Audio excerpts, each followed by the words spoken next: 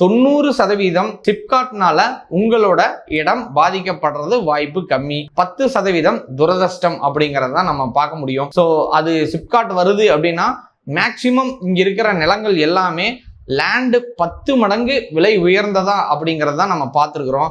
ஏன்னா நிறைய real estate இதில் பார்த்தீங்கன்னா சிப்காட் வரப்போகுது அப்படின்னு சொல்லித்தான் அந்த சேல்ஸைவே ஸ்டார்ட் பண்ணுவாங்க. ஏன்னா வந்துட்டா பிஸி ஆயிரும், லேண்ட் வேல்யூ டபுள் ட்ரிபிள் ஆகும் அப்படிங்கிறதான் பார்ப்போம். அதனால எதா இருந்தாலும் நான் மேலே சொன்ன எல்லா வெப்சைட்ஸ்லையும் போயிட்டு நீங்க செக் பண்ணி வச்சுக்கிறது அப்படிங்கிறது லேண்ட் ஓனரோட தார்மீக கடமை.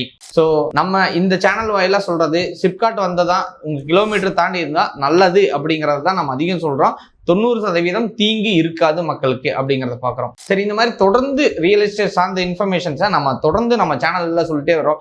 ஏன் நம்ம இதெல்லாம் சொல்லிட்டே வரோம் அப்படின்னா அறிவை நம்ம பெற்றுக்கிட்டே இருக்கணும். நிலத்துல முதலீடு பண்றது அப்படிங்கிறது தலைமுறையா வாழ வைக்கக்கூடிய ஒரு இடம் அப்படிங்கிறதுனால நம்ம அதை தேர்வு செஞ்சு நிலத்துல பயன்படுத்துறோம். சரி, இதுக்கெல்லாம் நம்ம கிட்ட காசு மட்டும் போதுமா அப்படின்னா நிலத்தை வாங்குவதற்கும் பயன்படுத்துவதற்கும் காசு மட்டும் போதாது, அறிவும் தேவை. அந்த அறிவை குட்டி தர்றதுக்கு தான் லேண்ட் டீல்ஸ் சேனல் வாயிலா நாங்கள் நிறைய விஷயங்கள் சொல்லிக்கிட்டே இருக்கிறோம். எங்களோட நீங்க சேர்ந்து டிராவல் பண்ணுங்க, லேண்டு சம்பந்தமான அறிவார்ந்த விஷயங்களை நீங்க தெரிஞ்சுக்கோங்க. சரி, இப்போ ரீசெண்டா வர்ற தமிழ்நாடு அரசு ஏதாவது அறிவிச்சிருக்குதா லேண்ட்ல அப்படிங்கிற இன்ஃபர்மேஷன் கூட நாங்கள் இந்த சேனல்ல சொல்லிக்கிட்டே வர்றோம். ஸோ நீங்க தாராளமா எங்களை சப்ஸ்கிரைப் பண்ணுங்க, ஃபாலோ பண்ணுங்க, ஃப்ரெண்ட்ஸ் அண்ட் ஃபேமிலிஸ்க்கு ஷேர் பண்ணுங்க. சரி, வேற ஏதாவது டவுட் இருந்ததா வெப்சைட்ல போய் செக் பண்ற மாதிரி எங்க கமெண்ட்ல சொல்லுங்க, நாங்க உங்களுக்கு செக் பண்ணி சொல்றோம்.